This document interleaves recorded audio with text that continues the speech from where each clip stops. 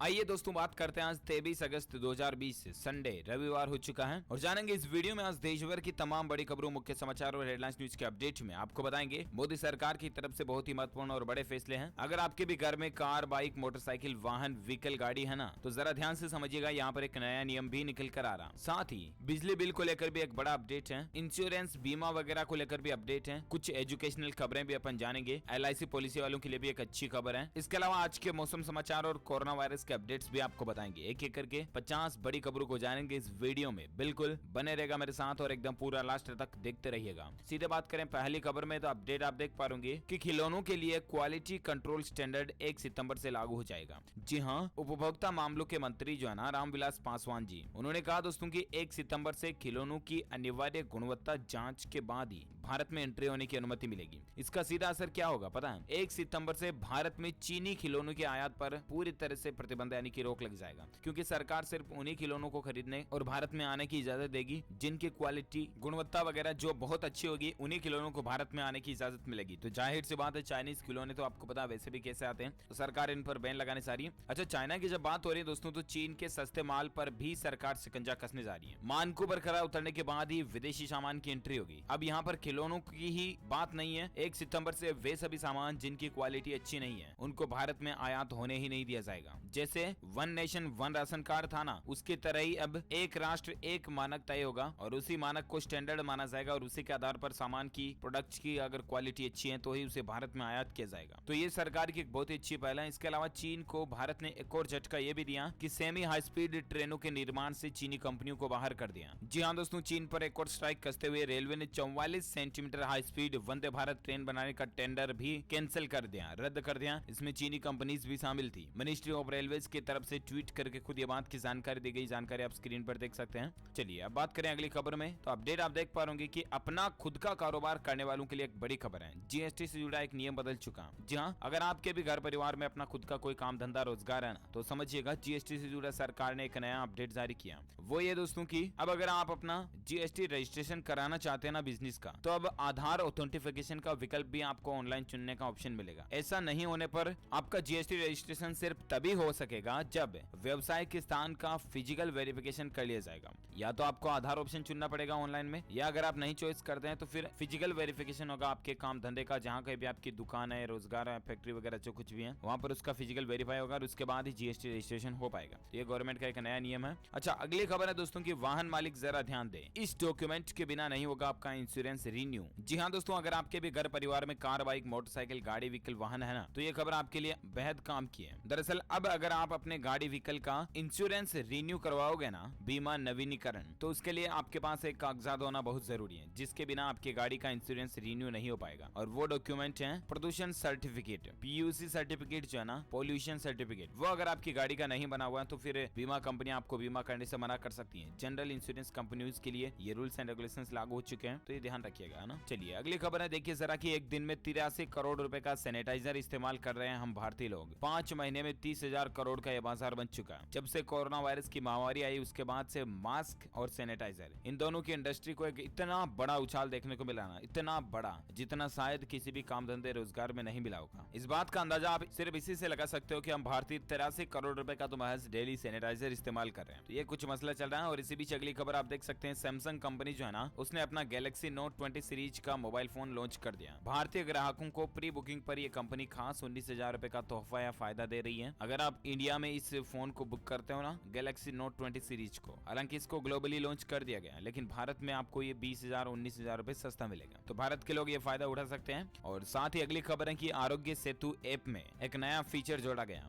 अब कर्मचारियों के स्वास्थ्य की स्थिति भी जान सकेगी कंपनियां। जी हाँ, भारत सरकार ने जो आरोग्य सेतु ऐप लॉन्च किया हुआ है ना, इसमें आपको एक नया फीचर मिलेगा, जिसके जरिए संगठनों को अपने कर्मचारियों तथा अन्य प्रयोगकर्ताओं के स्वास्थ्य की जानकारी बिना उनकी निजता का उल्लंघन किए मिल सकेगी। शनिवार को जारी एक आधिकारिक बयान में यह बात की जानकारी दी गई है और बयान में कहा गया है कि आरोग्य सेतु दुनिया में इस तरह की सबसे ज्यादा डाउनलोड की गई ऐप है। अब इसके प्रयोगकर्ताओं यानी कि यूजर्स की संख्या 15 करोड़ को पार कर चुकी है। इसमें एटलीस्ट फीचर ये होगा दोस्तों की, मान लीजिए कंपनी का कोई बॉस है जिसके अंडर में 15 आदमी काम कर रहे हैं ना, तो उन 15 आदमियों की हेल्थ एनालिटिक्स जो है ना, वो बॉस अपने मोबाइल के जरिए देख पाएगा और वो भी उन 15 आदमी की बिना कोई पर्सनल इन्फॉर्मेशन गेट किए, है ना। ये एक अच्छा फीचर है। चलिए साथ ही अगला अपडेट है एजुकेशनल खबरों के साथ में। आप देख सकते हैं उत्तर प्रदेश बोर्ड में कक्षा 10वीं और 12वीं के बच्चों को पहली बार प्री बोर्ड एग्जाम देने का मौका मिल रहा है। इसके अलावा यूपी के बोर्ड पाठ्यक्रम को भी 30% घटा दिया गया। जहां उत्तर प्रदेश शिक्षा विभाग की तरफ से एक बड़ा फैसला लिया गया है। तकरीबन 50 लाख से ज्यादा छात्र छात्राओं को अनिवार्य रूप से प्री बोर्ड एग्जाम देना होगा। कोरोना काल में ऑनलाइन पढ़ाई कर रहे बच्चों की तैयारियों को परखने के उद्देश्य से सचिव ने शैक्षणिक पंचांग में फरवरी के तीसरे या चौथे सप्ताह में प्री बोर्ड परीक्षा कराने के निर्देश दिए। तो ये यूपी बोर्ड की ऑफिशियल वेबसाइट के जरिए आप और भी ज्यादा अपडेट चेक कर लीजिएगा। फिलहाल अगली खबर दोस्तों, हिमाचल में इस दिन से शुरू होगी 9वीं से 12वीं तक की परीक्षाएं। यहाँ डेट शीट भी जारी हो चुकी है। हिमाचल की परीक्षाओं को लेकर भी स्क्रीन पर देख सकते हैं आप। 7 सितंबर को अंग्रेजी का पेपर होगा, 8 को विज्ञान, 9 को एसटी, 10 को संस्कृत, गणित वगैरह। फिर आप ऑफिशियल वेब पोर्टल पर पूरा शेड्यूल चेक कर लीजिएगा, ठीक है ना। और एक खबर देख सकते हैं बीएसजीपी को लेकर दोस्तों, बिहार बोर्ड 10वीं के परीक्षा फॉर्म भरने को आपके पास एक और मौका है, और वो ये कि अब 25 अगस्त तक इसकी तारीख को बढ़ा दिया गया। यानी कि आप बिहार बोर्ड के ऑनलाइन फॉर्म अगर भरना चाहते हैं तो 25 अगस्त इसकी तारीख को एक बार फिर से बढ़ा दिया है। ऑफिशियल वेबसाइट है इसकी www.biharboardonline.bihar.gov.in। इस पोर्टल पर जाकर के आप अपना ऑनलाइन फॉर्म वगैरह भी भर सकते हैं, है ना। चलिए, साथ ही जब शिक्षा की बात हो रही तो कुछ एजुकेशनल अपडेट और देख सकते हैं कि हरियाणा में 1000 बैग फ्री मॉडल स्कूल खोले जाएंगे। पहले आओ पहले पाओ से दाखिला मिलेगा। जहां छात्रों को गुणवत्तापूर्ण शिक्षा प्रदान करने की दिशा में हरियाणा राज्य सरकार ने एक महत्वपूर्ण कदम उठाया है। हरियाणा के मुख्यमंत्री मनोहर लाल ने 108 नए अंग्रेजी मीडियम सरकारी मॉडल संस्कृति सीनियर सेकेंडरी स्कूल और 1000 सरकारी मॉडल के इस तरह के बैग फ्री स्कूल की स्थापना को मंजूरी दी है, जहां आपको पहले आओ पहले पाओ के तहत ये फायदा मिलेगा हरियाणा में, है ना।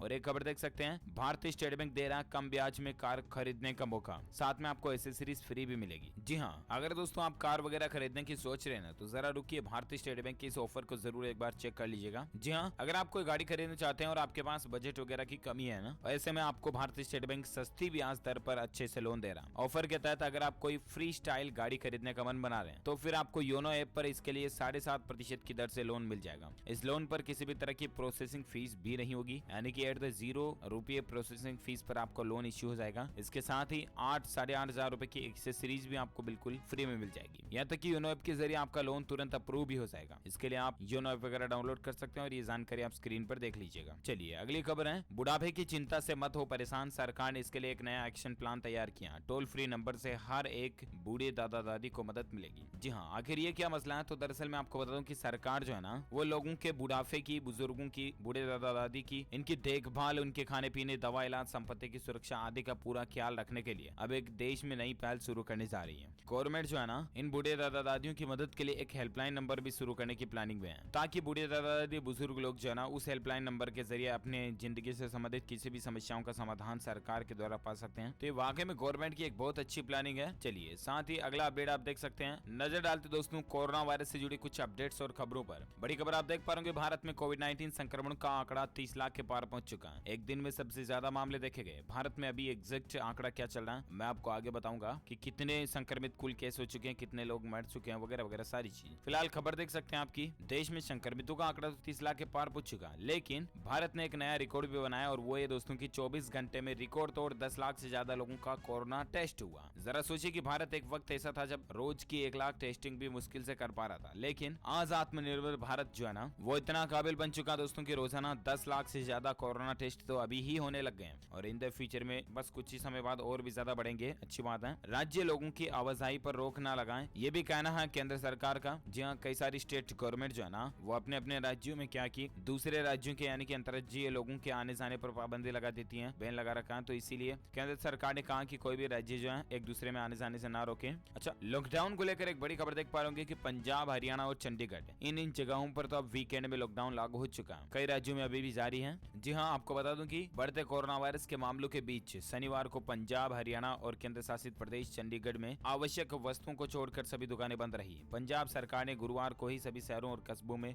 वीकेंड लॉकडाउन की घोषणा कर दी थी, यानी कि कई जगहों पर शनिवार और रविवार को लॉकडाउन रह रहा है, जहाँ कई सारी दुकानें वगैरह, मॉल वगैरह सब कुछ बंद है। तो ये कुछ अपडेट मसला चला। अच्छा, कोरोना को लेकर और एक खबर ये दोस्तों के वैज्ञानिकों ने कहा, लार से लोग खुद ही ले सकेंगे कोरोना जांच के नमूने। बहुत जल्द इस तरह की तकनीक भी आपको देखने को मिलेगी, जिसमें कोरोना का टेस्ट अगर आपको करना होगा ना, तो लार की मदद से खुद ही कर पाओगे। जिस तरह से प्रेगनेंसी टेस्ट के जो किट वगैरह आते हैं ना, ठीक उसी तरह से कोरोना टेस्ट के भी बहुत ज्यादा आपको किट देखने को मिलेंगे, जिसमें आप अपने खुद की सलाइवा यानी कि लार के जरिए खुद का पता लगा पाओगे कि आखिर आप पॉजिटिव हो या नहीं, वगैरह वगैरह ना। और एक खबर देख सकते हैं कि पंजाब के कैप्टन बोले कि पंजाब को अमेरिका नहीं बनने देंगे। अभी पंजाब के पूरे राज्य में दोस्तों धारा 144 लागू कर दी गई है, जहां लोगों को एक साथ बैठना या बिना काम बाहर आना जाना भी मनाही है। धारा 144 का उल्लंघन करने पर प्रबंधक को गिरफ्तार वगैरह भी किया जाएगा, ये भी कहना पंजाब गवर्नमेंट का। अच्छा, वहीं कोरोना के आज के ताजा आंकड़ों की अगर बात करें ना, तो अनऑफिशियल डेटा के अकॉर्डिंग तो दोस्तों 30,43,000 से भी ज्यादा केस हो चुके हैं। पिछले 24 घंटों में 70,000 से ज्यादा नए मामले देखे गए और कुल संक्रमित केस कितने हो चुके हैं? 30,43,000 से ज्यादा, जबकि इनमें से सक्रिय केस चल रहे हैं 7,06,000। ये सक्रिय यानी कि इनका इलाज चल रहा है, जबकि 22,79,000 से ज्यादा लोग ठीक हो चुके हैं।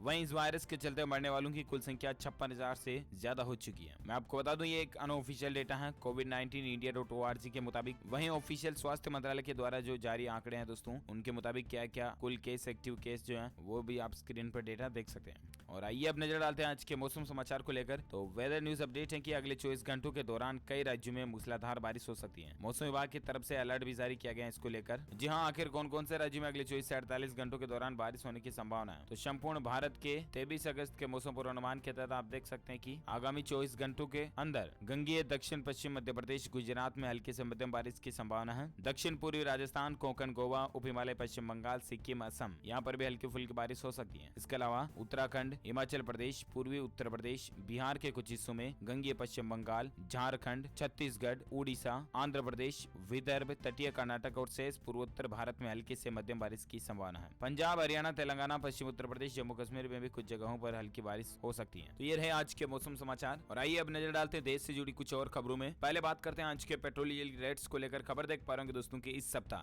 92 पैसे तक पेट्रोल महंगा हुआ है। राजधानी दिल्ली में 16 पैसे प्रति लीटर पेट्रोल की बढ़ोतरी के बाद अभी रेट चल रहा है 81 रुपए 35 पैसे प्रति लीटर। और भी अलग अलग बड़े महानगरों में दिल्ली, मुंबई, चेन्नई, कोलकाता, इंदौर, भोपाल, जयपुर, पटना वगैरह में रेट लिस्ट क्या है इस टेबल पर आप देख सकते हैं। चलिए साथ ही अगला अपडेट है कि बिजली बनाने वाली कंपनियों को यानी कि डिस्कॉम्स पर 12% से ज्यादा लेट पेमेंट सरचार्ज नहीं लगाएं, ये कहना है मंत्रालय का। बिजली वितरण करने वाली कंपनियों को बड़ी राहत देते हुए विद्युत मंत्रालय यानी कि मिनिस्ट्री ऑफ पावर्स ने बिजली उत्पादन और ट्रांसमिशन करने वाली कंपनियों को आदेश दिया कि वे लेट पेमेंट पर सरचार्ज किसी भी कीमत पर सालाना 12% से ज्यादा नहीं वसूले। मंत्रालय ने यह आदेश कोरोना वायरस संक्रमण के कारण आर्थिक संकट यानी कि अभी जो इकोनॉमिक डाउन चल रही है इसी बीच राहत प्रदान करने के लिए दिया है। चलिए साथ ही खबर देख सकते हैं कि देश की इन दो बड़ी कंपनियों ने विलय होने का ऐलान किया यानी कि दोनों कंपनियां मर्ज होने जा रही हैं और इसके बाद तीसरी सबसे बड़ी इंश्योरेंस कंपनी बन जाएगी ये। हम बात करें दोस्तों भारतीय हेक्सा कंपनी जो है ना इंश्योरेंस की, वो और आईसीआईसीआई लोम्बार्ड, ये दोनों आपस में मर्ज होने जा रही है। अब इनमें जिन ग्राहकों की बीमा पॉलिसीज वगैरह उस पर क्या असर पड़ेगा? तो दरअसल दोनों ही कंपनियों का कारोबार बराबर से चलता रहेगा। भारतीय हेक्सा के जो पॉलिसी धारक हैं उनकी सभी तरह की नॉन लाइफ पॉलिसियां पहले की तरह ही चलती रहेगी। हालांकि पॉलिसी को रिन्यूअल के वक्त लोगों को फिर आईसीआईसीआई लोम्बार्ड से पॉलिसी रिन्यू करानी पड़ेगी। वहीं जो भी क्लेम होंगे वो भी आईसीआईसीआई लोम्बार्ड ही करेगी। भारतीय हेक्सा की भारत में 152 शाखाएं हैं और भी ज्यादा जानकारी इसके बारे में आप देख सकते हैं। और साथ ही खबर है कि बाबरी मस्जिद को लेकर आप देखिए सुप्रीम कोर्ट ने आदेश दिया कि 30 सितंबर तक किसी भी तरह से सीबीआई कोर्ट फैसला सुनाए। अयोध्या में 6 दिसंबर 1992 को तोड़े गए बाबरी मस्जिद मामले में सुप्रीम कोर्ट ने लखनऊ की सीबीआई ट्रायल कोर्ट को 30 सितंबर लास्ट डेट दी है, तब तक फैसला सुनाने का आदेश दिया।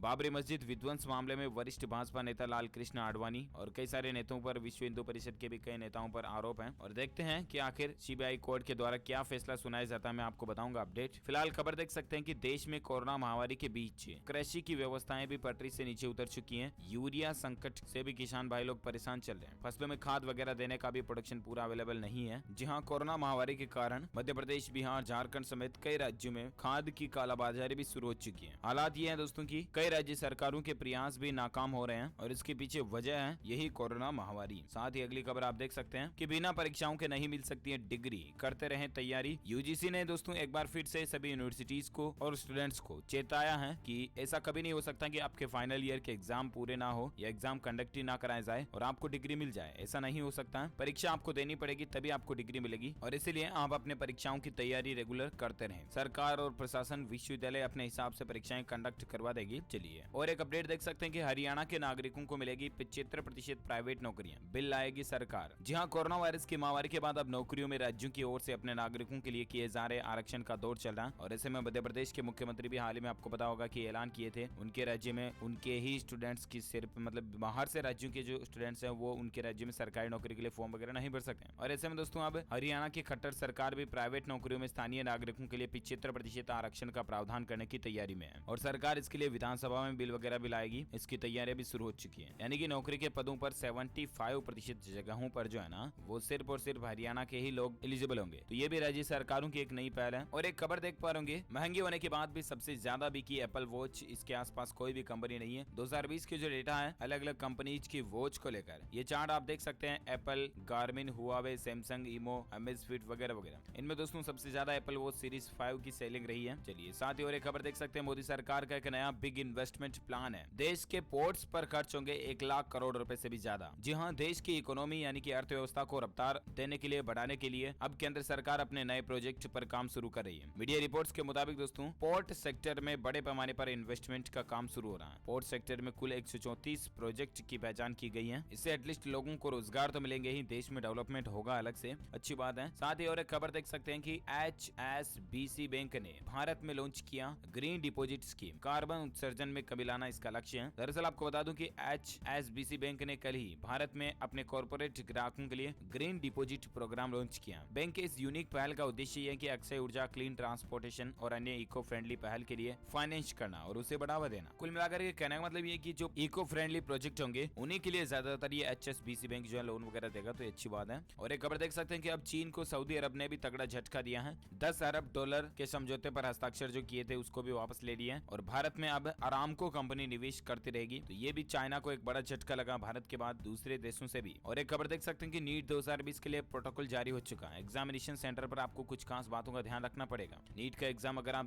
देने जा रहे हैं तो आपको कुछ नियमों का पालन करना पड़ेगा, जैसे कि पानी की ट्रांसपेरेंट बोतल लानी पड़ेगी, छोटा हैंड सैनिटाइजर 50 ml तक आपको साथ में रखना पड़ेगा, admit card, ID card, face mask, हाथ में ग्लव्स वगैरह होना जरूरी होगा। कुछ और गाइडलाइंस आपको एडमिशन कार्ड के ऊपर देखने को मिल जाएगी। साथ ही खबर देख सकते हैं कि क्या घर या फिर अन्य जगहों पर आप भी मोबाइल टावर लगाने की प्लानिंग कर रहे हैं तो जरा रुकिए, भारत सरकार ने एक चेतावनी जारी की है। क्योंकि दोस्तों सोशल मीडिया पर ऐसी फर्जी खबर चलाई जा रही है कि गवर्नमेंट ऑफ इंडिया यानी कि भारत सरकार की तरफ से टेलीकम्युनिकेशन डिपार्टमेंट जो है ना उसके द्वारा मोबाइल टावर लगाने की योजना निकाली गई है, जिसमें आपकी जमीन पर मोबाइल टावर लगाए जाएंगे वगैरह वगैरह। ये फर्जी लेटर्स भी सोशल मीडिया पर वायरल हो रहे हैं, लेकिन ये पूरी खबर बेतुकी है, फर्जी है, सिर्फ और सिर्फ आपके साथ धोखाधड़ी करने और आपको झांसे में फंसाने के लिए इस तरह की सोशल मीडिया पर अफवाह फैलाई जा रही। PIB फैक्ट चेक की तरफ से जब इसको पड़ताल किया गया तो ये पता चला। और ऐसे में आप किसी भी फोन कॉल वगैरह के झांसे में ना आए, क्योंकि बहुत बार ऐसा होता है दोस्तों कि आपके घर की छत पर टावर लगाना है, 20,000 आप इस खाते में जमा करोगे, फिर आपके घर की छत पर टावर लगाने के लिए हमारी टीम आएगी, रिव्यू करेगी वगैरह वगैरह, और आप अगर पैसे जमा करा देते हो ना तो आपके नंबरों को ब्लैक लिस्ट कर दिया जाएगा और वो पैसे भी डूब सकते हैं। इसलिए बी केयरफुल एंड अलर्ट। और एक खबर देख सकते हैं कि ट्रम्प प्रशासन ने H-1B वीजा में बड़ी छूट दी है। नौकरी करने वालों को इसका फायदा मिलेगा। अमेरिका में रह रहे भारतीय लोगों को डोनाल्ड ट्रंप सरकार ने बड़ी राहत दी है। अमेरिकी ट्रंप प्रशासन की ओर से H-1B वीजा के नियमों में ढील देने का फैसला किया गया, जिसमें कई भारतीयों को भी राहत मिलेगी। वैसे ये वीजा 6 साल के लिए होता है, इसको और भी आगे बढ़ाया जा सकता है। साथ ही अगला अपडेट देख सकते हैं कि कोरोना काल में चीन के लोगों ने जमकर खरीदा भारत का सामान। एक्सपोर्ट 78% तक बढ़ा। जी हाँ, भारतीय लोग अब चीन से कम सामान खरीद रहे हैं ना, तो लेकिन अब चीन के लोग भारत का सामान ज्यादा खरीद रहे हैं। एक्सपोर्ट में बहुत बड़ी बढ़ोतरी देखी गई, क्योंकि आत्मनिर्भर भारत बनने को लेकर जो मोदी सरकार ने पहल छेड़ी है वाकई में बहुत अच्छी है, जिसमें भारत के ही उत्पाद काम में लिए जा रहे हैं। और आप भी जितना ज्यादा हो सके मेड इन इंडिया प्रोडक्ट्स का इस्तेमाल करें। बाकी खबर देख सकते हैं कि अब आपकी पढ़ाई के लिए पैसा देगी मोदी सरकार। फॉलो करें ये 5 स्टेप्स, तुरंत आपके खाते में पैसा आ जाएगा। दरअसल सरकार जो है ना बड़ी बड़ी एजुकेशन की अगर आप डिग्री वगैरह लेना चाहते हैं तो उसके लिए आपको लोन देती है। इसके लिए ऑनलाइन पोर्टल भी बनाया हुआ है, जिसका एड्रेस भी आप देख सकते हैं www.vidyalakshmi.co.in। इस पर स्टूडेंट्स कॉलम में जाकर के आप यहीं पर ऑनलाइन घर बैठे ही फॉर्म वगैरह भी भर सकते हैं। विद्या लक्ष्मी योजना के तहत ये लोन आवंटित किया जाता है, तो आप भी चाहें तो इसका फायदा उठा सकते हैं। साथ ही खबर देख सकते हैं कि केंद्र सरकार ने ट्रांसजेंडर के लिए राष्ट्रीय परिषद का एक गठन किया। जी हाँ, मोदी सरकार ने ट्रांसजेंडर, थर्ड जेंडर जो है ना उसके लिए राष्ट्रीय परिषद का गठन किया, ताकि इस समुदाय के लोगों के लिए नीतियां, कार्यक्रम, कानून और परियोजनाएं बनाई जा सके। पर्टिकुलर इस कैटेगरी के लोगों के लिए, समाज के इस वर्ग के लिए सरकार ने एक अलग से आयोग का गठन किया, अच्छी बात है। और एक खबर देख सकते हैं कि LIC कंपनी आपको घर बैठे कमाई का मौका दे रही है, सरकार ने एक बड़ा कदम उठाया। तो ऐसे में दोस्तों LIC के IPO वगैरह को लेकर सरकार ने जब बजट पेश किया था 1 फरवरी 2020 में, तभी अनाउंसमेंट वगैरह भी किए थे। और ऐसे में इसके ऊपर मैं आपको एक सेपरेट में अलग से वीडियो DLS न्यूज के ऊपर बनाकर बता दूंगा, तो आप चैनल पर जाकर के चेक कर लीजिएगा। वहां पर आपको सेपरेट वीडियो में A to Z इन्फॉर्मेशन बिल्कुल कांच की तरह क्लियर जानने को मिल जाएगी, तो चेक कीजिएगा जरूर। फिलहाल अपन आगे बढ़ते हैं इस वक्त अगली खबर में। तो केंद्र सरकार ने ऑनलाइन पंजीकरण शुरू कर दिए हैं गोल्ड हॉल मार्किंग को लेकर, है ना। अगले साल 1 जून से अनिवार्य हो जाएगी हॉल मार्किंग। आपको बताया होगा सुनारों वगैरह के लिए, जो ज्वेलरी बेचने वाले लोगों के लिए ये खास करके नया नियम लागू होने जा रहा है, और ग्राहक यानी कि उपभोक्ता के लिए भी ये जरूरी है।